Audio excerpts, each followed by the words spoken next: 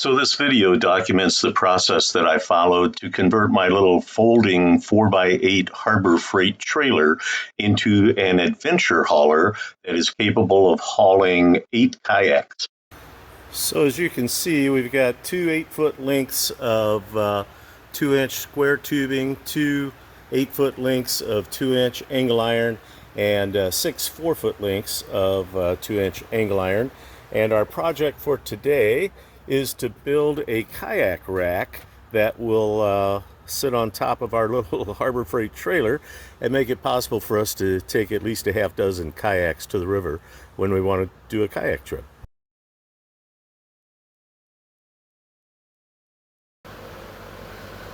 First use of my bandsaw mount.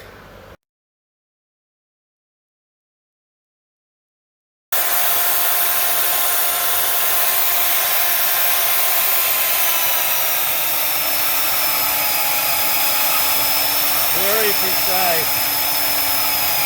Very nice.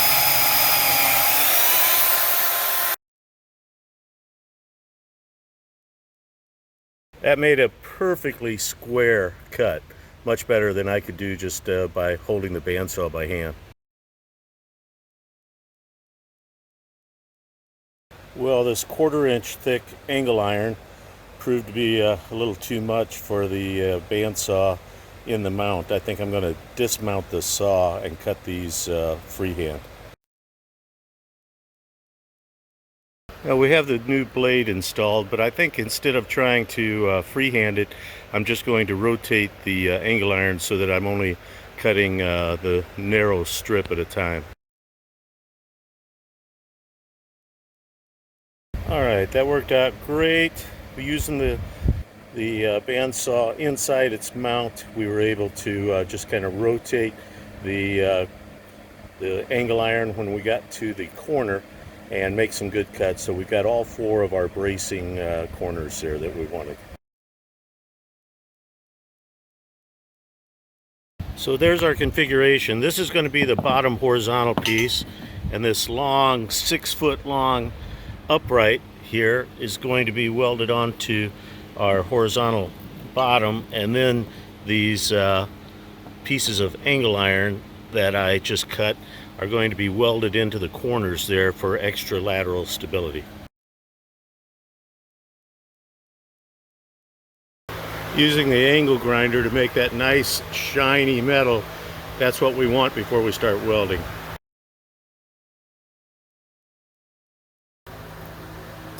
Okay, it's coming together. We've kind of got it roughly laid out here. We've got our horizontal mounting brackets firmly welded to our uprights, and we just kind of got it laid out on the trailer to see how it's going to go. First, let me just explain why I put these horizontal mounts to the upright. See, the whole trailer is built out of this thin steel that it's not even tubular steel. It's only got 3 sides to it, and I was just afraid that if I tried to mount this upright in the center of the trailer, that this just wasn't strong enough. No matter how I bolted it and welded it, if you put a bunch of heavy kayak 6 feet above the trailer, I was just afraid that wouldn't hold it. So that's why I welded these highly reinforced horizontal brackets onto the uprights. So I'm going to bolt these on in at least 4 places, and that'll spread the load over that C-shaped steel in the trailer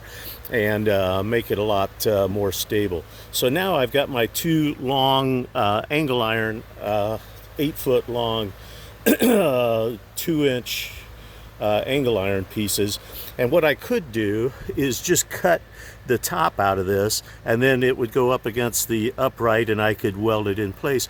But to make it even stronger, I'm just going to cut this. I'm not going to cut it out. I'm just going to cut it like this, and then I'm going to heat it and bend it up so that I can weld it and bolt it up here, so it'll be a whole lot stronger and better for mounting our uprights, our horizontal pieces on that the kayaks are going to sit on. So that's where we are. Okay, time to bring out the bandsaw in its benchtop stand again to make these good precise cuts.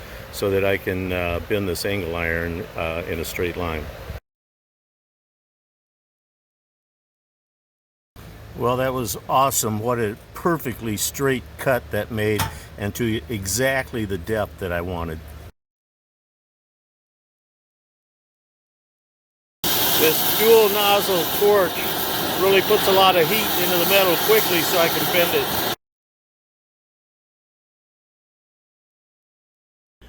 After bending it with these bending pliers, I'll take it over to the anvil and use my big hammer to flatten it out.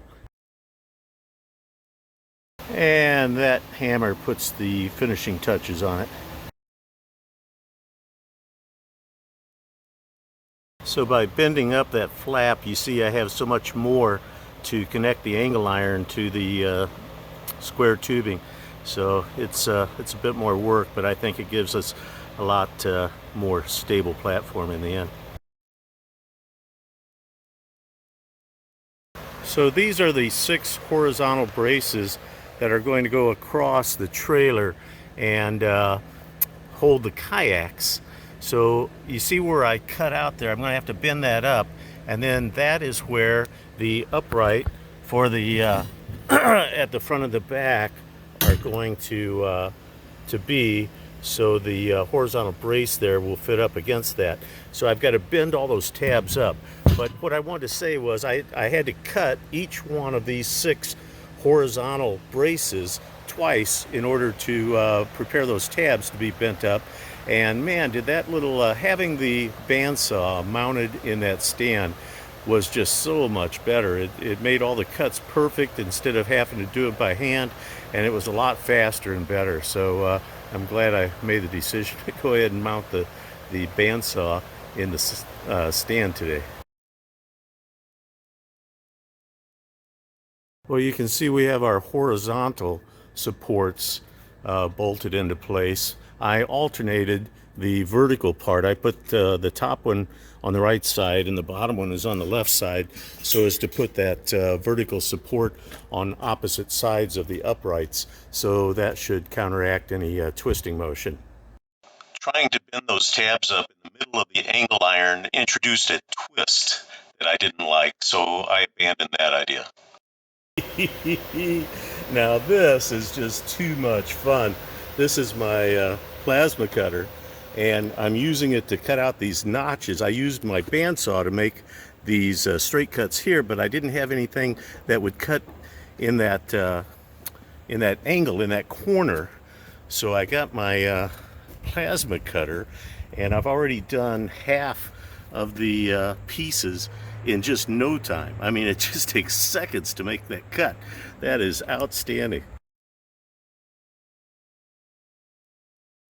Oh boy, that just goes to show how important it is to have the right tools for the right job. That plasma cutter made those 6 cuts, I mean, in less than a 5-minute job. That was incredible. Plasma cutters require very dry air. That's what that blue filter was on the compressor, a dryer. All right, she's all bolted together, ready to start welding. I moved the Satabri out of the hanger so I can move this in and not have to worry about any welding spatters or anything like that.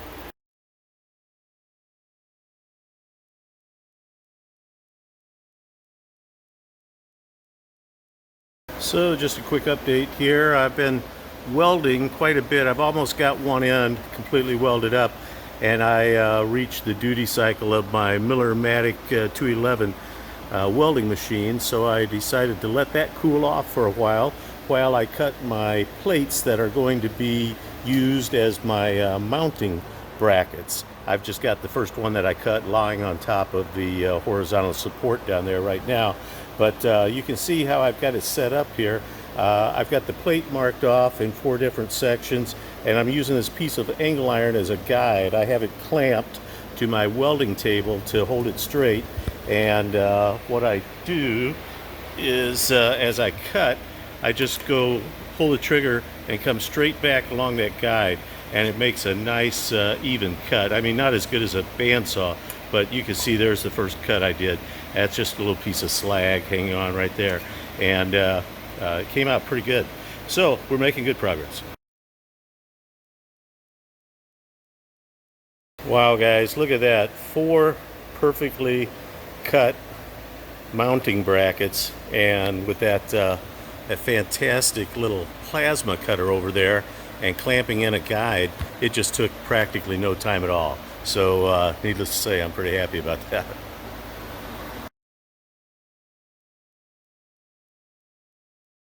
My welding instructor at York Tech said that to make a good weld, you need to be as comfortable as you need to be to write a letter. So that's why I laid the rack on its side, and you can see my little stool that I had to sit on there. So I was nice and comfortable while I made my welds. So these mounting plates are going to be perfectly matched. I drilled 2 of them the same, and then I'm placing them on top of the blank 3rd and 4th plates and keeping everything in place with these bolts going through them to make sure that they're perfectly matched. So when I put them on the trailer, the bolts, which are just in nice tight 1/2-inch holes, will go straight down into the other mounting plate.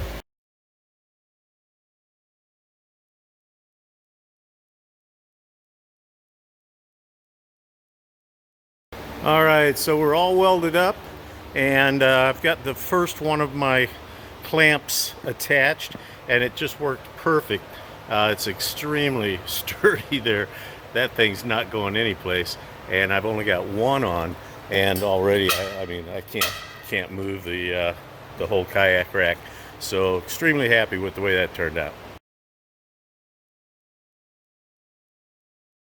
And there are the 2 front mounts. They just lined up perfectly, tightened right up. I think that's an excellent mounting system.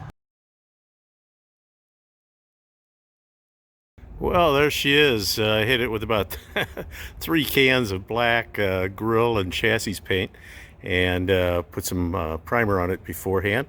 And now we've got a nice black kayak rack on our trailer. Okay, there it is. The rear mounts are clamped on nice and tight. Took quite a while to drill those 16 holes and make sure everything was perfectly matched, but I used Dad's old drill press, and it was up to the job. So just had to be patient and set a slow speed, use a lot of cutting oil, and it came out perfect. And this thing is rock solid. The trailer moves, but the rack doesn't move. So I'm happy about that. Well, hopefully this will never matter, but the last thing I did was just kind of knock off all of the corners, all the 90-degree sharp corners on the ends of all of these horizontal supports, so that if anybody does bump their head on one or something, at least they won't be bumping up against a sharp pointed corner. It'll be rounded off a little bit. Just a quick little shot of paint on all of those fresh cuts, just to protect it from rust and deterioration.